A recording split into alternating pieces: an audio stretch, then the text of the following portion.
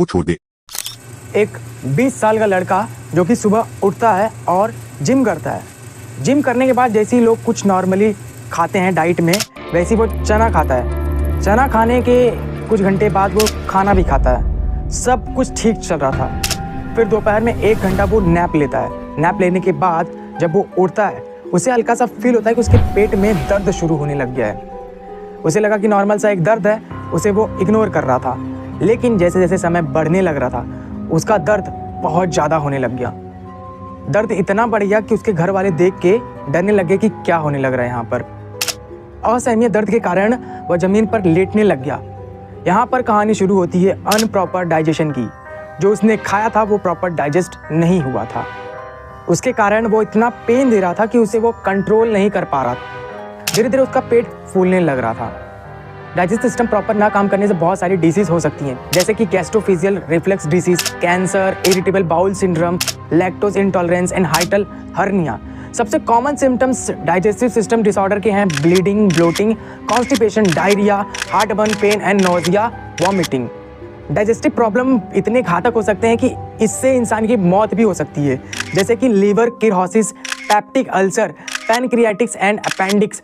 अब आप सबको ये बीमारी समझ नहीं आ रही होगी, लेकिन मैं धीरे धीरे सारी बीमारियों के बारे में बात करूंगा। उसके पहले हम ये समझते हैं कि हमारा डाइजेशन सिस्टम कैसे काम करता है। इंसान को जिंदा रखने के लिए बहुत सारी चीज़ों का इन्वॉल्वमेंट होता है, जैसे कि नर्वस सिस्टम का काम करना, ब्लड का फ्लो होना, सांस चलना और वेस्ट मटेरियल का बाहर निकलना।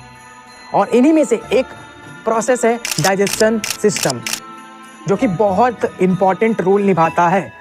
इमेजिन करो अगर इंसान के अंदर डाइजेशन सिस्टम अचानक से गायब हो जाए तो क्या होगा। वेल, इसका जवाब आप कमेंट में बताना। आइए देखते हैं डाइजेशन सिस्टम होता क्या है।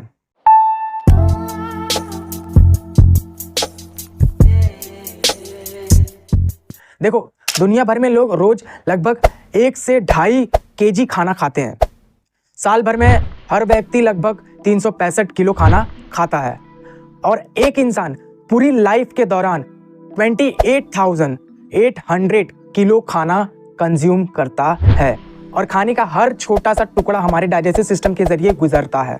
यह डाइजेस्टिव सिस्टम इंसानी शरीर का सबसे कॉम्प्लिकेटेड सिस्टम में से एक है, जिसमें 10 अंग जो 9 मीटर तक फैले होते हैं और जिसमें 20 से ज्यादा स्पेशल सेल्स के प्रकार होते हैं। अब यहाँ पर सेल का मतलब क्या होता है, आप इसे समझने के लिए समझिए कि अगर आप घर बनाते हो तो सबसे पहले आप ईंटों को जोड़ जोड़कर एक दीवार खड़ी करेंगे। फिर वैसे ही आप 4 दीवार खड़ी कर लेते हैं। फिर उसके बाद आप उसके ऊपर एक छत लगा दोगे और पूरा घर तैयार हो जाता है। ठीक वैसे ही हमारा शरीर बना होता है। शरीर का सबसे छोटा यूनिट सेल होता है। बहुत सारे सेल्स मिलकर टिश्यू बनाते हैं। टिश्यू का मतलब एक लेयर यानी चमड़े की एक परत होती है और ये टिश्यू मिलने के बाद एक ऑर्गन बनाता है और यही सारे ऑर्गन मिलकर एक ऑर्गन सिस्टम बनाते हैं और पूरा ऑर्गन सिस्टम मिलकर एक शरीर बनाता है। अब ज्यादा आपको ना पकाते हुए मैं कहानी शुरू से शुरू करता हूँ। तो हम खाना खाते ही क्यों हैं? खाना इसलिए खाते हैं हम ताकि एनर्जी मिले। अब जैसे एक गाड़ी को चलने के लिए एक फ्यूल की जरूरत होती है, वैसे ही हमारे शरीर को चलने के लिए न्यूट्रिशन की जरूरत होती है। और ये न्यूट्रिशन हमें अलग अलग पदार्थ खाने से मिलता है, जैसे कि कार्बोहाइड्रेट, फैट, प्रोटीन।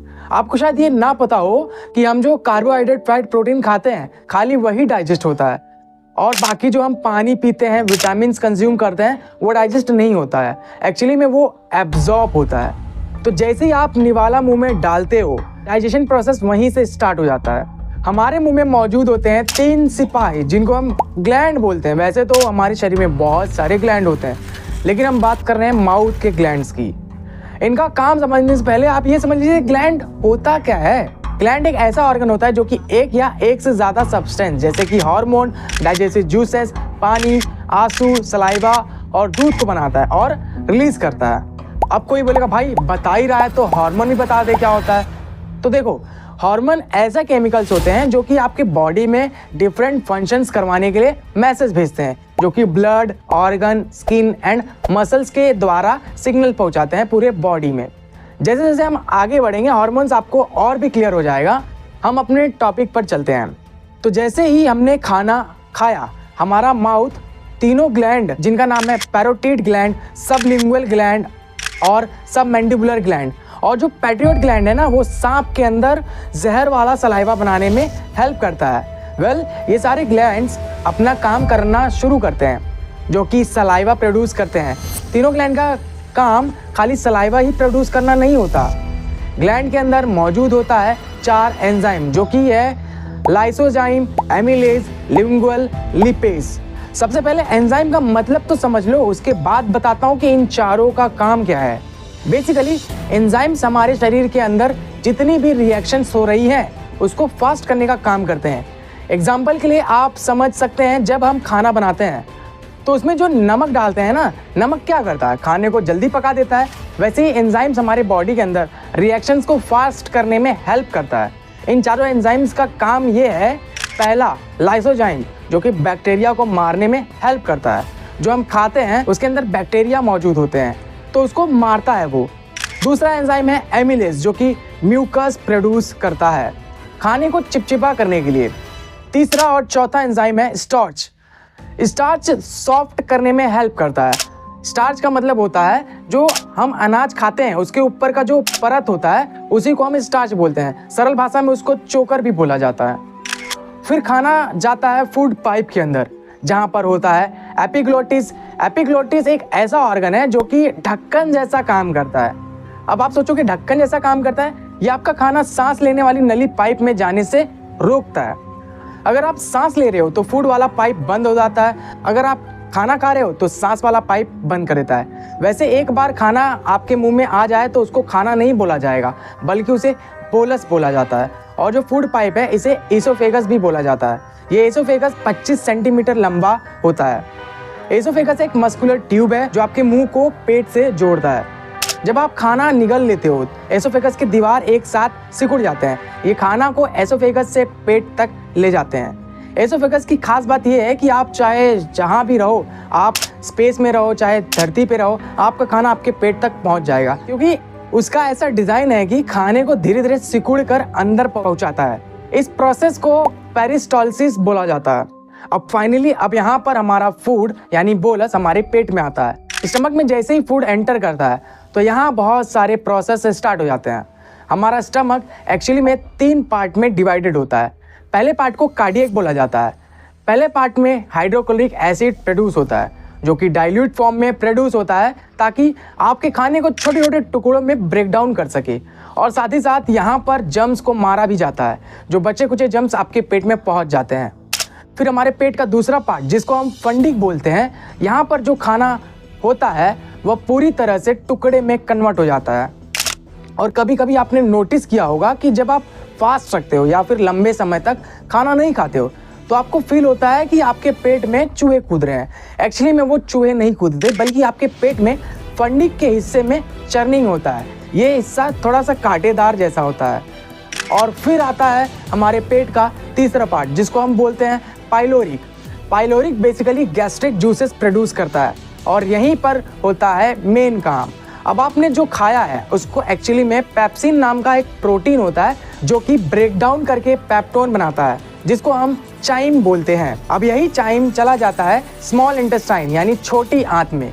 अब यहाँ पर काम आता है पैनक्रियाज और लीवर का। एक्चुअली में यह दोनों ग्लैंड हार्मोन रिलीज करते हैं जो कि एंजाइम्स को प्रोड्यूस करते हैं और पैनक्रियाज से लेट नाम का एंजाइम्स रिलीज करते हैं। लेट मतलब lipase, amylase and trypsin. Lipase fat को पचाता है, एमिलेज स्टार्च को पचाता है और ट्रिप्सिन प्रोटीन को पचाता है। और लीवर से गॉल ब्लैडर नाम का एक एंजाइम रिलीज होता है जिसको हम पित्त भी बोलते हैं हिंदी में, और इंग्लिश में इसे बाइल बोला जाता है। और ये बहुत ज़्यादा कड़वा होता है और यहाँ फैट्स को ब्रेक करके फैटी एसिड में कन्वर्ट किया जाता है और प्रोटीन्स को अमीनो एसिड में कन्वर्ट किया जाता है। हमारा जो स्मॉल इंटेस्टाइन होता है वो 3 पार्ट में डिवाइडेड होता है। पहला पार्ट है डिओडम, दूसरा पार्ट है जेजुनम और तीसरा पार्ट है एलियम। अंदर का स्ट्रक्चर छोटे छोटे बाल जैसा होता है जिसको विलोय बोला जाता है और इसी के अंदर आपका न्यूट्रिशन एब्जॉर्ब होता है जो कि आपके ब्लड स्ट्रीम में भेज दिया जाता है और यहाँ पर फूड डाइजेस्ट होता है। और यही चाइम हमारे लार्ज इंटेस्टाइन में जाता है और यहाँ पर इस वाले पार्ट को सिक्कम बोला जाता है। जस्ट इसके नीचे जो आपको ये चिंगम जैसा पार्ट दिख रहा है इसको अपेंडिक्स बोला जाता है। जो कि हमारे कोई काम नहीं आता है, क्योंकि जब हम जानवर थे यानी जब हम बंदर थे तो हमें घास फूस खाने के बाद इसकी ज़रूरत होती थी इसे पचाने के लिए। लेकिन आज हम इंसान खाना पका कर खाता है तो इसकी हमें कोई ज़रूरत नहीं है, लेकिन जानवरों के अंदर इसकी बहुत ज़्यादा ज़रूरत है। लार्ज इंटेस्टाइन में बचा खुचा न्यूट्रिशन एब्जॉर्ब होता है और साथ ही साथ वाटर और विटामिन इसी के अंदर एब्जॉर्ब होते हैं और यहाँ पर फूड पूरी तरह से स्टूल में बदल जाता है, जिसको हम सरल भाषा में पॉटी भी बोलते हैं। और ये स्टूल रेक्टम के रास्ते एनस से बाहर निकल जाता है और यही एनस हमें मैसेज देता है कि हमें बाथरूम लग रहा है। और तो और हम इसको कंट्रोल भी कर सकते हैं। और जो एनस का एंड है, कभी वहाँ पर मांस चढ़ जाता है तो लेटरिंग करने में प्रॉब्लम होता है, जिसको हम बवासीर यानी पाइल्स भी बोलते हैं। तो ये था डाइजेशन प्रोसेस। इसे कंप्लीट होने में 12 से 20 घंटे लगते हैं। आखिर भगवान ने ऐसी कॉम्प्लिकेटेड बनावट बनाई कैसी होगी? भगवान के बनावट के लिए इस वीडियो को एक लाइक दे देना। अब आगे बढ़ते हैं, आखिर डाइजेशन प्रोसेस में फॉल्ट होने से कौन कौन सी डिसीज हो सकती है, जैसा कि मैंने स्टार्टिंग में बताया था। तो सबसे पहली डिसीज है गैस्ट्रोफेजियल रिफ्लक्स डिसीज। इसमें जो आपका फूड पाइप है उसमें बहुत जलन होने लगता है, जिसमें कि एसिड गैस्ट्रिक जूसेस होते हैं वो बार बार फ्लो होने लगता है, जिससे बहुत ज्यादा जलन पैदा हो जाता है। जैसा आपको कभी कभी लगता है कि यहाँ पर कुछ मसाले ऐसा फील हो रहा है, और ये ज्यादातर स्पाइसी फूड, अल्कोहल कंजप्शन और चॉकलेट कंज्यूम करने से होता है। और इसी की वजह से कभी कभी हार्ट बर्न भी होता है, जिसमें जो हमारा हार्ट वाला एरिया है आपको वहां पर बहुत ज्यादा जलन फील होने लगता है। Patients will have classic symptoms like heartburn or regurgitation of a sour or bitter taste into the mouth. और जो हमारा दूसरा डिजीज है जिसको हम डाइजेस्टिव कैंसर बोलते हैं, ज्यादा करके मेंस के अंदर ये डिजीज ज्यादा होता है। इसमें अगर कोई स्मोकिंग करता है या तो अल्कोहल कंजप्शन करता है और अनहेल्दी डाइट फॉलो करता है तो स्टमच के अंदर एक ट्यूमर बनने लगता है, जिसको हम कैंसर बोलते हैं। और जो हमारा तीसरा डिसीज है इरिटेबल बाउल सिंड्रोम। इसमें जो आपका इंटेस्टाइन है यानी जो आपकी आंत है उसके अंदर क्रैम्प होने लगता है और तो और पेट फूलने लगता है, गैस बनने लगता है, जिससे कॉन्स्टिपेशन भी हो सकता है। और ये बहुत क्रॉनिक कंडीशन होता है और आपको इसको लॉन्ग टर्म के लिए झेलना पड़ सकता है। तो हमारा फोर्थ डिसीज है लैक्टोज इंटॉलरेंस। एक्चुअल में कुछ लोगों को दूध, दही, जो डेयरी प्रोडक्ट्स होते हैं वो डाइजेस्ट नहीं होता है। उसमें उनकी जो डाइजेस्टिव सिस्टम है, कुछ एंजाइम्स उनके डाइजेस्टिव सिस्टम में प्रोड्यूस नहीं होती है और वो प्रोड्यूस ना होने की वजह से डेयरी प्रोडक्ट्स डाइजेस्ट नहीं हो पाते हैं, जिनको हम लैक्टोज इंटॉलरेंस बोलते हैं। और जो हमारा पांचवा डिसीज है हाइटल हर्निया, इसमें जो हमारा स्टमच वाला पार्ट है वो चेस्ट के पास आ जाता है, जो कि डायफ्राम, जो हमारा सांस लेने में हेल्प करता है। जो हम सांस लेते हैं तो उसको, जैसे हमने सांस लिया तो उसको धक्का देके जो ऊपर दे रहा है उसको डायफ्राम बुलाता है। इसके जो मसल्स है कॉन्ट्रैक्शन एक्सपेंशन करने की वजह से जो आपका स्टमच है वो एकदम से जस्ट चेस्ट के पास आ जाता है, जिसको हम हाइटल हर्निया बोलते हैं। हमारा जो सिक्स्थ डिसीज है, कभी कभी हम जो स्टूल करते हैं उसमें से ब्लीडिंग आता है। वो ब्लीडिंग एक्चुअल में हमारा जो स्मॉल इंटेस्टाइन है उसके अंदर धीरे धीरे आयरन की डिफिशियंसी से शुरू होता है और ये इतना खतरनाक है कि इससे धीरे धीरे हमारा जो ब्लड है वो कम होने लगता है।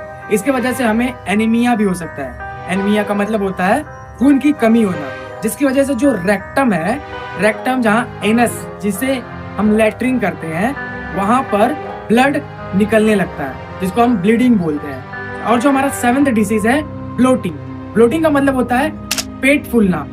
ये इसलिए होता है क्योंकि आपके पेट में बहुत सारा गैस स्टोर होता है, इसकी वजह से ब्लोटिंग हो सकता है। और या तो आपने जो खाया है वो कभी कभी डाइजेस्ट नहीं होता है, इसकी वजह से भी हो सकता है और ये बहुत पेन भी देता है। जो मैंने स्टार्टिंग में कहानी बताया था उसमें यही डिसीज शामिल था, जिसमें वो 20 साल के लड़के की डाइजेस्टिव सिस्टम प्रॉपर ना काम करने से ब्लोटिंग हो रही थी और ब्लोटिंग के कारण उसे बहुत पेन हो रहा था। और जो हमारा 8th डिसीज है कॉन्स्टिपेशन, इसमें जो आपका स्टूल है वो लार्ज इंटेस्टाइन में इस वाले पार्ट को हम कॉलम बोलते हैं, इसमें बहुत ज्यादा समय के लिए रहने लगता है, जिसकी वजह से कॉलन जो है वो पानी ज्यादा एब्जॉर्ब कर लेता है और जो आपका स्टूल होता है वो बहुत ज्यादा ड्राई हो जाता है। बहुत ज्यादा ड्राई हो जाता है, इसकी वजह से आपको लैट्रिन करने में बहुत डिफिकल्टी होता है और ये बहुत पेन देता है आपको। जो स्टूल है वो नॉर्मली नहीं होता है। फिर जो हमारा 9th डिसीज है डायरिया। डायरिया में जो आपका फ्लूइड है बॉडी का वो पूरा निकल जाता है, जिससे आपको बहुत कमजोरी फील होने लगता है। इसमें जो हमारा लार्ज इंटेस्टाइन है वो वाटर एब्जॉर्ब नहीं करता। जब आप लैट्रिन करते हो तो बॉडी का पूरा फ्लूइड डायरेक्ट निकल जाता है, जिसकी वजह से आपके बॉडी में मौजूद सोडियम क्लोराइड, पोटेशियम और सॉल्ट को बाहर निकाल देता है और वही आपको कमजोरी फील करवाता है। और जो हमारा 10th डिसीज है नोजिया। नोजिया एक ऐसी बीमारी है जिसमें आपको अनकंफर्टेबल फील होता है। आपको ऐसा लगता है कि आपके गले में कुछ है और आपको उल्टी करने का फील होता है। खाना खाने में डिफिकल्टी होती है, फूड को स्वेलो करने में डिफिकल्टी होती है, वॉमिटिंग करने का मन करता है बट वॉमिटिंग नहीं होता है। और कभी कभी नोजिया का उल्टा भी होता है जिसमें आपको वॉमिटिंग होते रहता है और ये आपको फूड एलर्जी की वजह से हो सकता है। स्टमच फ्लू जो कि एक बीमारी है उससे भी हो सकता है। पॉइजनिंग, यहाँ तक कि इसमें गैस्ट्रोफेजियल रिफ्लक्स का भी इन्वॉल्वमेंट हो सकता है। अब ये जो डिसीज आने वाले हैं सारे जानलेवा डिसीज हैं। सबसे पहला डिसीज लीवर किरोसिस।